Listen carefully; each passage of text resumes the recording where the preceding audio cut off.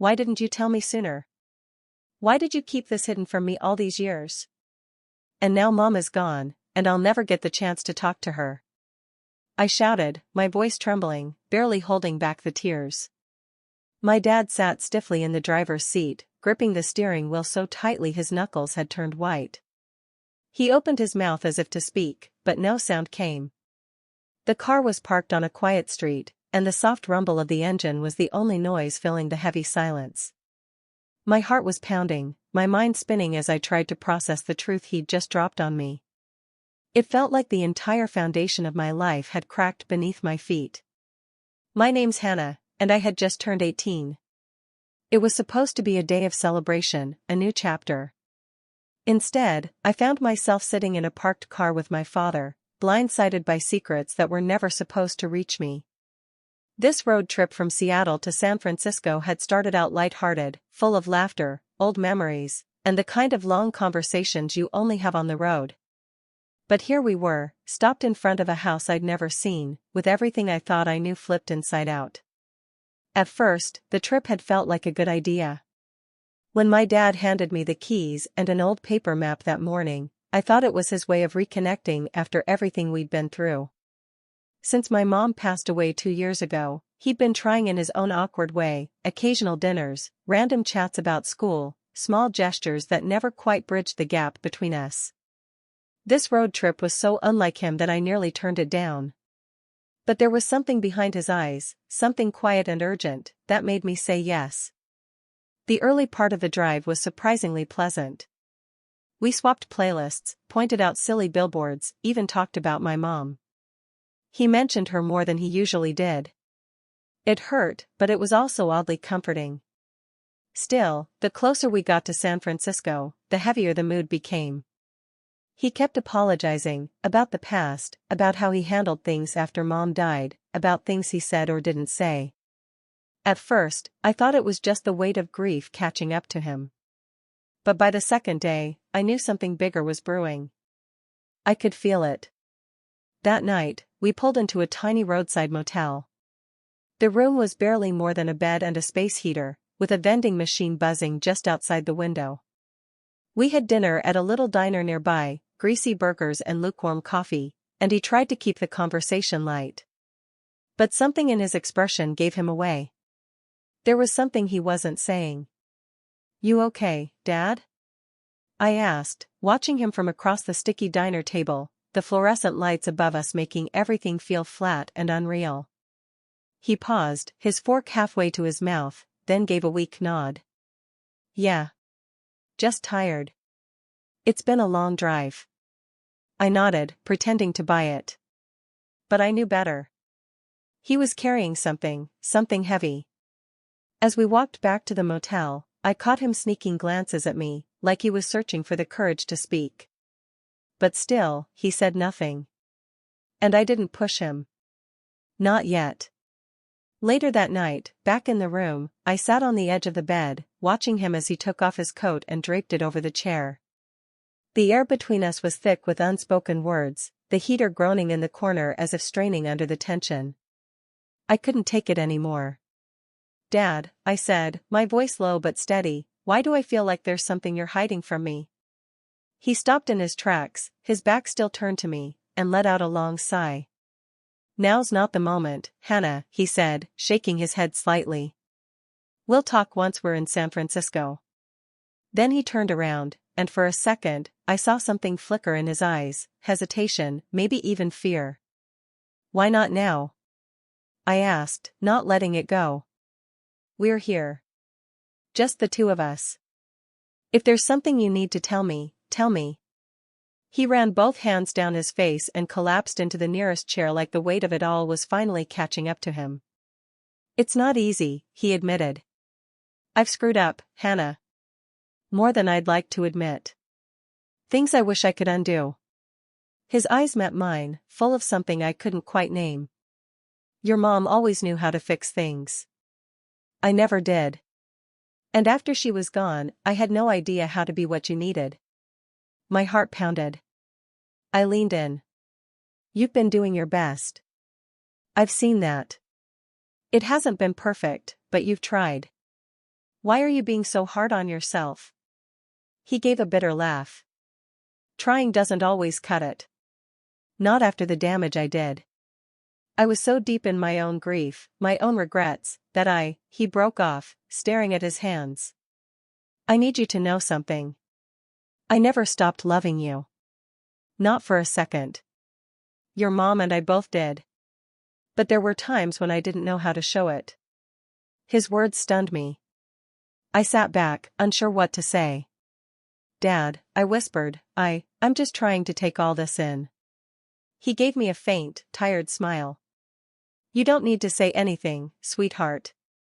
Just know this trip, everything I've said and everything I will say, it's all because I want to make things right.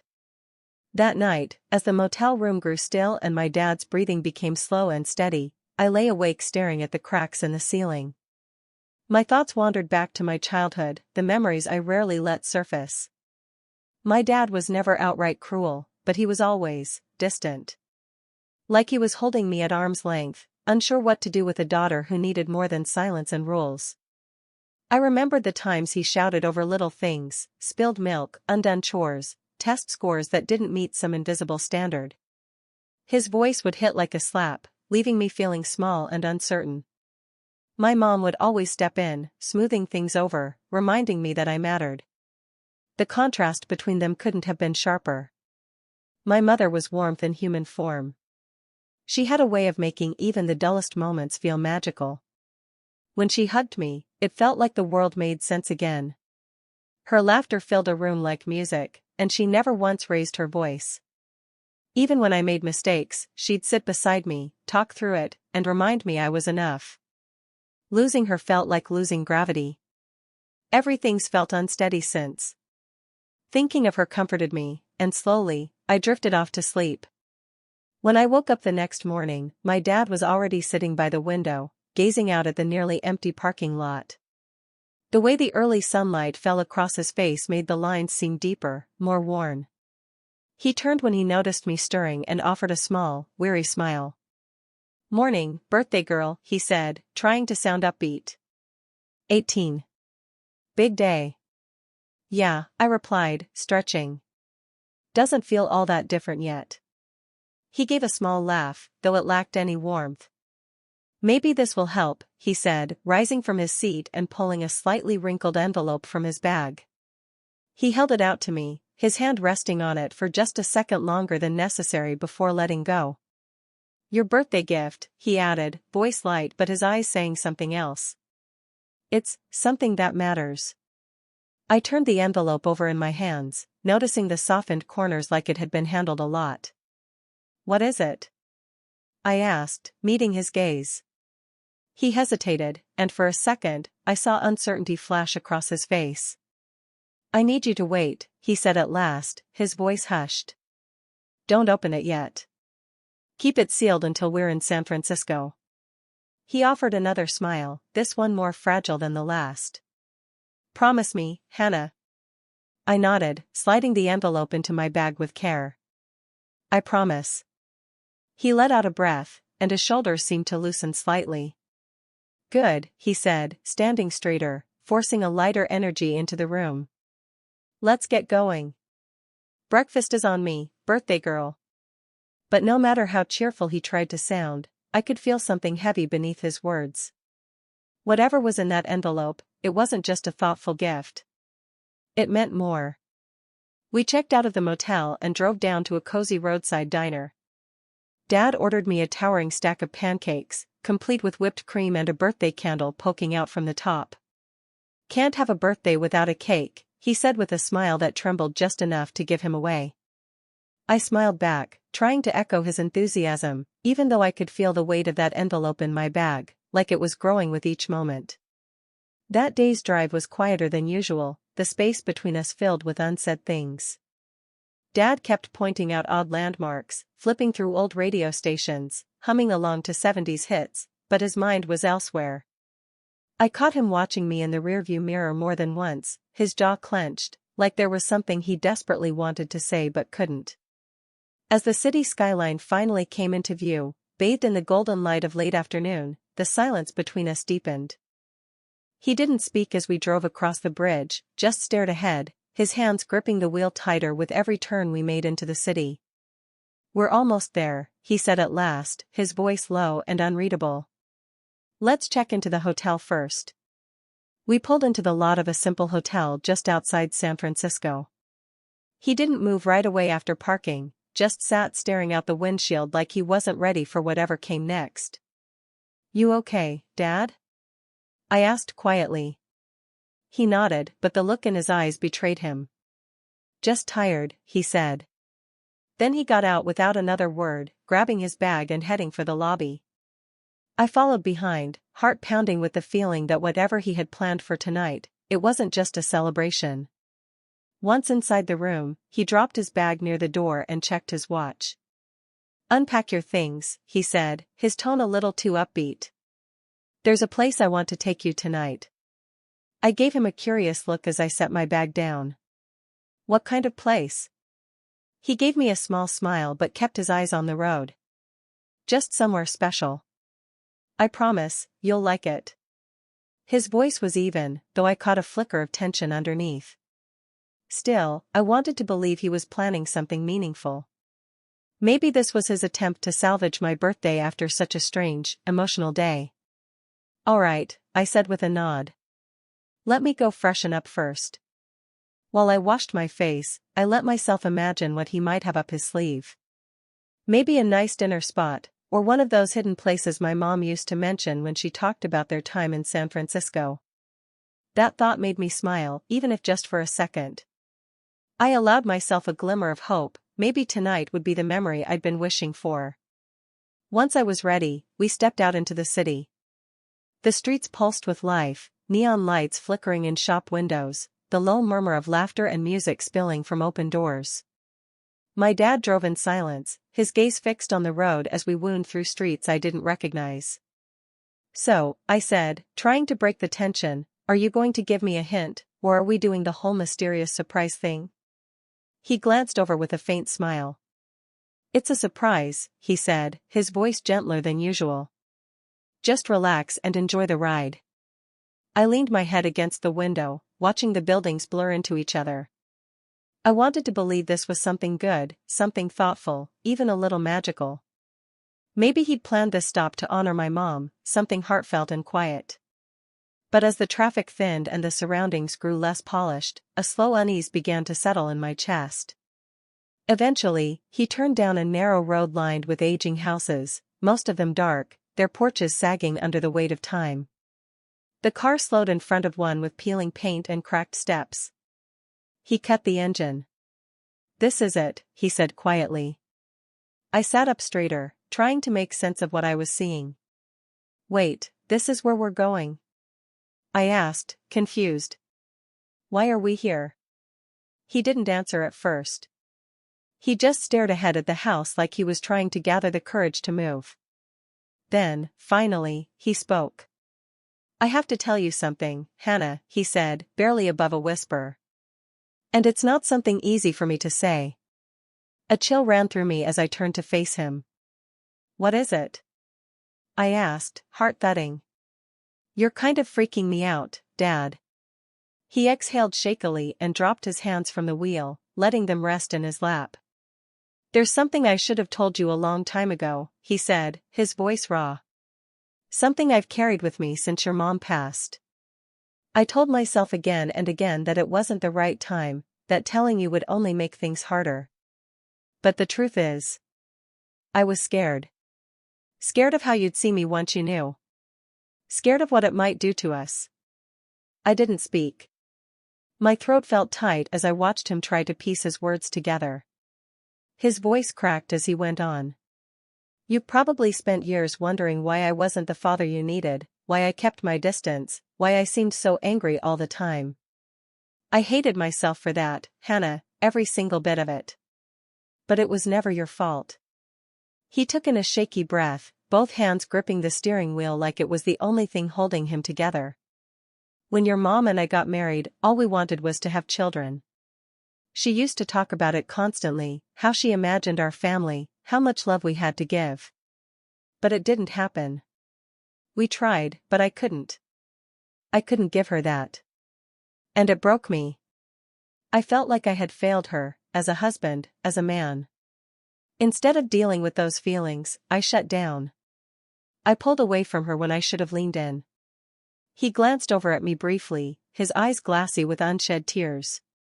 But your mom, she was incredible. She didn't let my bitterness take over. She still wanted to build a family, and she convinced me that adoption was just as real, just as meaningful. And she was right, like she always was. But I was too consumed with guilt and shame to see it that way.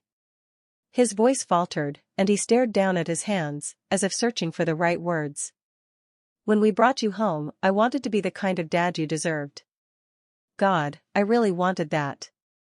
But every time I looked at you, I saw everything I wasn't. I couldn't stop thinking about how I'd failed your mom. And instead of dealing with that pain, I let it build a wall between us. I thought keeping a distance would protect you from me, but all it did was hurt you. I see that now, and I'll never stop regretting it. My tears were falling freely now, but I didn't say a word. He still wasn't done. After your mom passed, everything shifted. Losing her was like losing my compass, the part of me that knew how to love the right way. That's when I realized just how badly I'd failed you too, how much time I'd wasted, how much I'd taken for granted. That's why I've been trying so hard lately, to fix what I broke. Even if I know I might never really make it up to you. He paused again, his hands trembling. And now you're 18. Your mom and I always agreed that when the time came, we'd tell you the truth. But after she died, I didn't know how. I didn't know how to find the words or deal with the questions you'd have. But you deserve to know, Hannah. You have to know. He turned to me fully now, his voice gentle but steady. We adopted you when you were a baby. Your mom and I chose you, and we loved you, she loved you so much. We never wanted to keep this from you forever. We just wanted to wait until you were old enough to understand. The word echoed through my mind, adopted. I sat frozen, like the ground had shifted beneath me and I didn't know which way was up anymore. I opened my mouth, but no sound came. My dad didn't move either. His hands were still shaking slightly on the steering wheel. Hannah, he said softly, breaking the silence, I know this is overwhelming. I know this isn't how you should have found out. But I couldn't hide it from you any longer. The air in the car felt suffocating, thick with everything he had just unloaded. I stared straight ahead, my vision blurring with tears as I focused on the peeling paint of the house in front of us. Why? I finally whispered, my voice hoarse. Why wait until now? She's gone, and I'll never get the chance to ask her anything about this. I can't even talk to her. My voice cracked as my chest ached from the pressure of it all, the weight of everything I didn't know, everything I never got the chance to say. My dad's head dropped, and his whole posture sagged as if my words had physically knocked the breath out of him. I know, he murmured, voice thick and uneven. I should have told you a long time ago. Your mom wanted to, she thought we should have when you were still little. But he trailed off, gripping the steering wheel like it was the only thing holding him together. I was scared, Hannah. I didn't know how to deal with it. And after she passed, I didn't think I could face it alone. I turned toward him, my voice shaking with both grief and fury. And this place, what is this? Why are we parked here? He took a deep breath, his gaze locked on the dashboard like he couldn't bear to look at me. This is where your birth mother lives, he said slowly, every word deliberate. We thought maybe you'd want to know. About her. About where you really come from. But it's your choice, Hannah. I'll stand by whatever you decide. Then, without another word, he tilted his head slightly toward the glove compartment. Get the envelope, he said, more calmly this time, though his voice still carried an emotional weight. I hesitated, my heart thudding in my chest. Then I opened the glove box and pulled out the envelope, the same one I'd tucked there that morning, completely unaware of what it actually held. Open it, he said again, still not looking at me. With trembling fingers, I broke the seal and pulled out a single folded sheet of paper. My breath caught the moment I opened it. It was a birth certificate, my birth certificate. And under the section marked mother, there was a name I had never seen before. Not my mom's name. A different name, clear and unshakable in black ink. I stared at it, the letters blurring as tears welled in my eyes. What is this? I asked softly, my voice cracking. My dad finally turned to look at me, his eyes filled with regret and sadness. It's the truth, he said quietly. It's where everything began. I couldn't look away from the document. My eyes traced the unfamiliar name like it held answers I wasn't ready to hear. My chest felt tight, like I was suddenly standing on shifting ground. None of this made sense. It felt like I'd stepped into someone else's story. This can't be real, I whispered. Why didn't you or Mom ever tell me? Why keep this a secret? He exhaled shakily, leaning back against the seat. We thought we were protecting you, he admitted. We planned to tell you when you were older, when we thought you'd understand. But time kept moving, and then your mom passed, and I didn't know how to do it alone. I thought I might lose you if I told you the truth. I was scared you'd never forgive me. As I tried to process everything, something shifted in the window of the house in front of us. A figure passed behind the curtain, just a glimpse, but enough. My breath caught, and I gripped the birth certificate tighter, needing something solid to hold on to. Was that, I started to ask, unable to finish. My dad gave a slow nod, his eyes never leaving the house. Yes, he said quietly. That's her. That's your biological mother. His words lingered between us, dense and suffocating, as I turned my gaze back toward the house.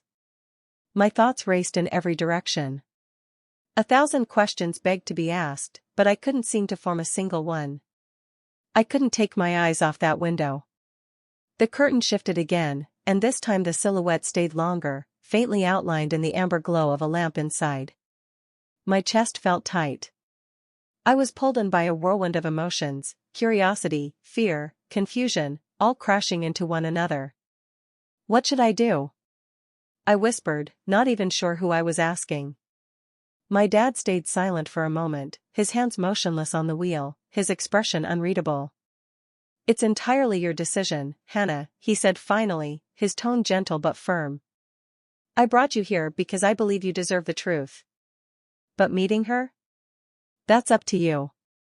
Whatever you decide, I'm not going anywhere. And now here I sit, still in this car, trying to make sense of a truth that's unraveled everything I believed about myself. His voice keeps looping in my head, it's your choice. But how do I choose something this big? Part of me wants to know her, this woman who gave me life. Maybe there are answers waiting for me behind that door. Maybe I'll understand more about where I come from, about who I am. Maybe she thinks about me too. Maybe she's been waiting for this day just like I have without even knowing it. But then I think, what if it only makes things harder? What if meeting her opens wounds I didn't know were there? My life hasn't been flawless, but it's mine. I had a mother who gave me her everything, and a father who's finally showing up for me. What if this encounter shakes that fragile foundation? Or worse, what if I meet her, and it doesn't change anything at all? I feel stuck. This choice is bigger than I am right now, and I honestly don't know if I'm ready for what could be on the other side of that door. So I'm turning to you, yes, you watching this. If you were in my shoes, what would you do? Would you walk up to that door and find out what's waiting? Or would you drive away and protect the life you've already fought so hard to build? Leave your thoughts in the comments, I could really use your advice right now. And if you enjoyed this story, don't forget to like and subscribe. It really supports the channel and helps us bring more stories like this to life. Thanks for watching, and we'll catch you in the next one.